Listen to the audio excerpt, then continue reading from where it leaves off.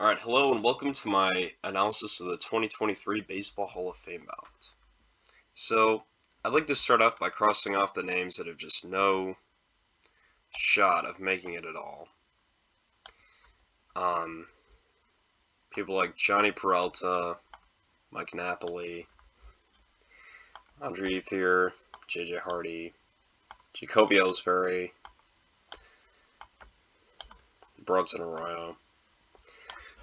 I'm not really sure where these guys were included in the first place, except the ballot is not really as deep this year, but obviously those guys aren't Hall of Famers. Say that about John Lackey as well. And then, checking out the name of somebody who is deserving, Todd Helton. And Todd Helton is a career 300, 400, 500 slash line, which is, I think, kind of the benchmark for a Hall of Fame baseball player. So that's who my first vote would go to, would be Todd Helton. And if you're voting for Todd Helton, you probably also want to vote for Scott Rowland.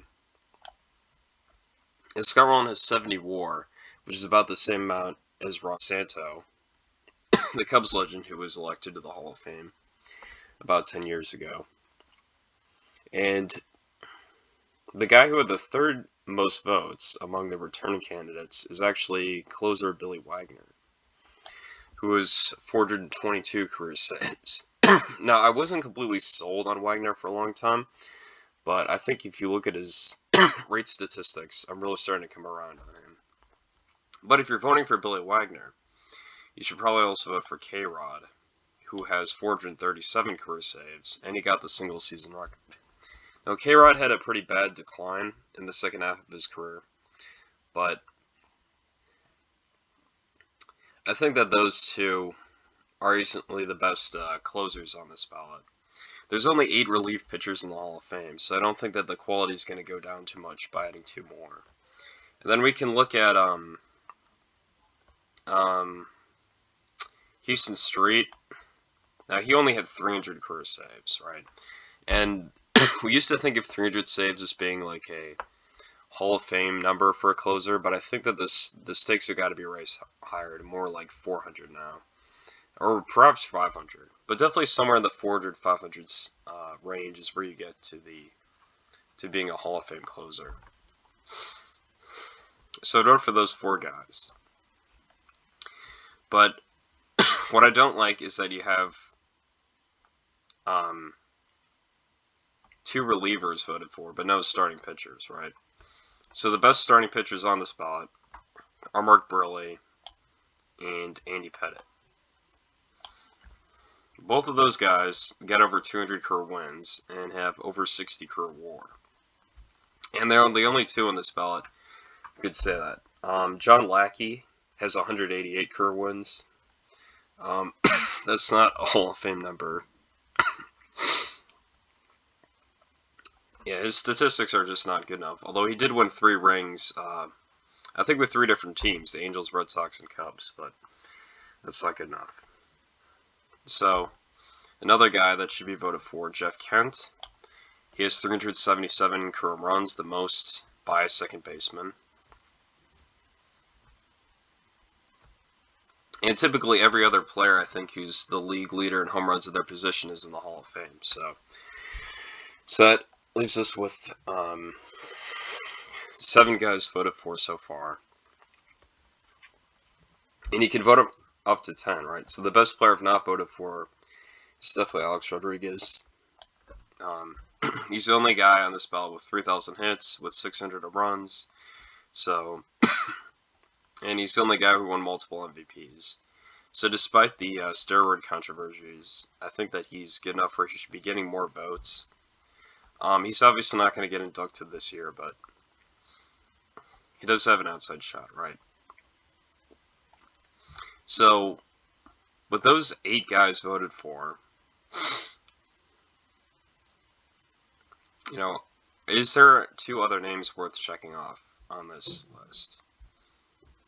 Well, let's start from the top. There's Bobby Abreu, who does have 60 career WAR, which some would think is being a Hall of Fame number. But he only made 2 All-Star teams, and he never played in the World Series. And given that, like, Sammy Sosa has a similar career WAR as both Abreu and Sheffield, but struggled to get even 20% of the Hall of Fame vote. I don't really view Bobby Abreu as a viable candidate. And I don't really want Gary Sheffield in there, too. He was involved in the Balco scandal, the same as Barry Bonds. And considering his numbers aren't even close to being as good as Bonds were, I just don't think it's worth voting for him. And then there's Carlos Beltran, who statistically is a borderline Hall of Famer. But he's dragged down because he was involved with the 2017 Houston Astros. He's the ringleader who started probably the worst scandal we've had in baseball in basically 100 years, right? So that's definitely not somebody who should be a first ballot Hall of Famer. And the counting stats are actually not that good. He's got 2,700 hits and 430 home runs. I mean, when you're talking a Hall of Famer, you want like 3,000 hits and 500 home runs. He fell pretty significantly short in both of those aspects. So I don't even think he would be like a first spot Hall of Famer even without the Astros scandal. Although he's somebody who definitely would get it eventually. But now that he has it, I mean, I don't think. I mean, he was basically had a similar career to Larry Walker, except without. Except Larry Walker didn't have a massive cheating scandal. So I don't think that Carlos Beltran should be in the Hall of Fame. And if I don't think he should be in, I don't really see I can vote for lesser center fielders like Torrey Hunter and Andruw Jones. Now, Andruw Jones, he's a pretty popular Hall of Fame candidate, although he's not getting in this year. He finished with under 2,000 career hits, and he really fell apart in the second half of his career. He just was not very good at all.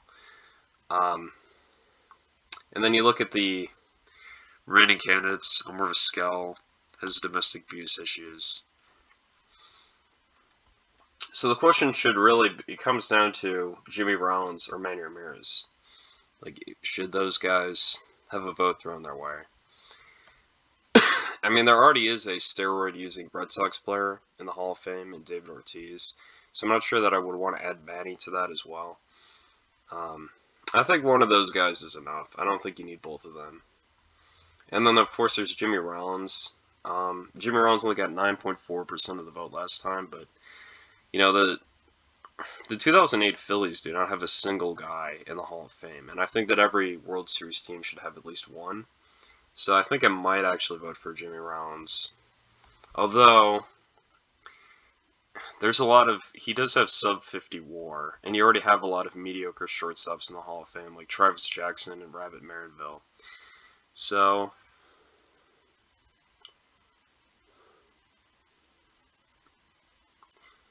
I would still probably vote for him, though. I mean, he did win that MVP, so even if he didn't completely deserve it. So yeah, I would vote for 9 of these players. I don't think that voting for 10 of them is I don't think you necessarily have to vote for 10. I think you should vote for as many as you possibly can, but there's just not 10 guys I feel comfortable voting for on this ballot. So that would be who I would vote for if I had a 2023 Baseball Hall of Fame ballot, but I don't have one because I'm not a member of the Baseball Writers Association of America. Alright, well, thanks for watching this video.